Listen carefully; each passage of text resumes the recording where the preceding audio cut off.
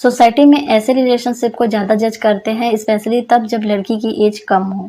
अगर दोनों बिना कोई दबाव और मजबूरी के रिलेशनशिप में हो, तब आप इसे उनकी पर्सनल चॉइस बोल सकते हैं।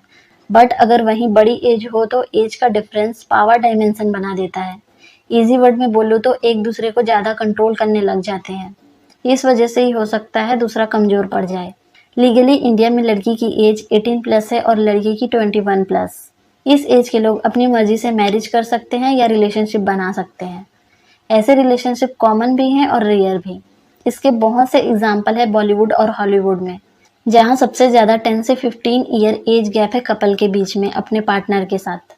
बट इसमें कुछ एडवांटेज है और चैलेंजेस भी होते हैं। पहले एडवांटेज की बात करते हैं। इसका पहला एडवांटेज है मैच्योरिटी का बैलेंस होना।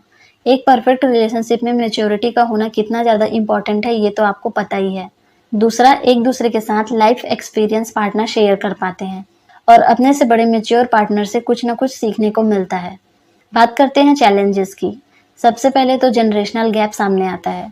फ्यूचर प्लानिंग में डिफिकल्टी होती है और सोसाइटी के जजमेंट का सामना करना पड़ता है। इन माई ओपिनियन एक रिलेशनशिप की क्वालिटी एज गैप से नहीं बल्कि अंडरस्टैंडिंग और रिस्पेक्ट से ही फिक्स हो सकती है।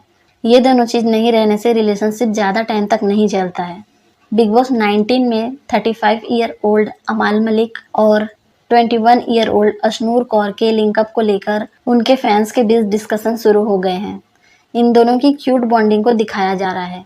इन दोनों की केमिस्ट्री अच्छी तो लग रही है, लेकिन एज गैप का क्या? दोनों के बीच एज गैप को लेकर ही पब्लिक का रिएक्शन ज़्यादा आ रहा है।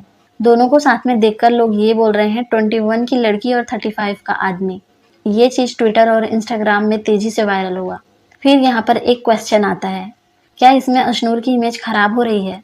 बिकॉज अशनूर को यूथ आइकॉन और इंस्पिरेशनल माना जाता है, इसलिए शायद उनको मैच्योर रिलेशनशिप में देखना पब्लिक को पसंद नहीं आ रहा है।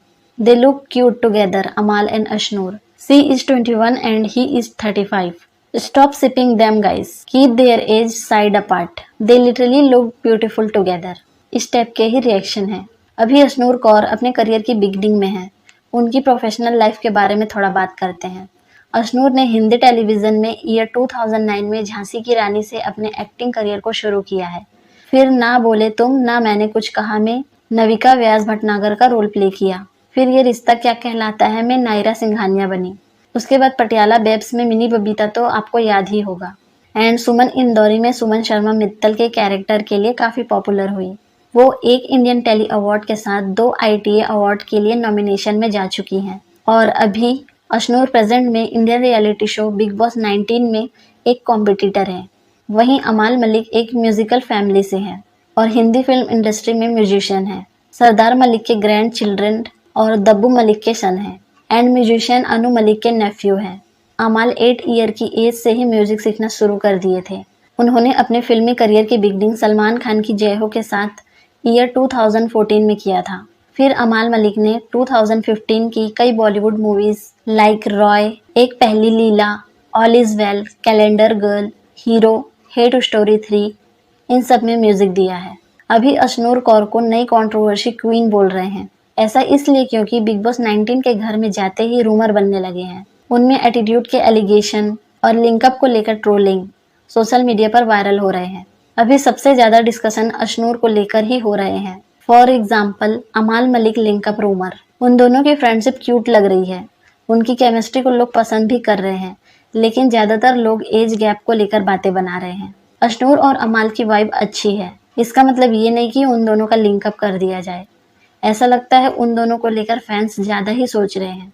फिर तानिया मित्तल क्लैश। तानिया मित्तल के साथ क्लैश हुआ तब कुछ फैंस को ऐसा लगा अशनूर को थोड़ा ग्राउंडेड रहना चाहिए, बहुत एटीट्यूड है उनमें, शायद फेम का असर हो। दूसरी तरफ ऐसा लगा तानिया ओवर रिएक्ट कर रही है। ये दोनों तरह की बातें पब्लिक कर रही है। बट अशनूर को कुछ लोग बोल्ड और फियरलेस मानते हैं तो कुछ लोग एटीट्यूड वाली बोल रहे हैं। लेकिन एक बात है कि अशनूर हर बार अपने स्टाइल में आंसर करती है और डिस्कशन का पार्ट बन जाती है। आपको क्या लगता है, क्या अशनूर को अनफेयरली टारगेट किया जाता है या सच में उनमें एटीट्यूड प्रॉब्लम है? अपना ओपिनियन बताना, उसके बाद लाइक, शेयर और सब्सक्राइब भी कर लेना।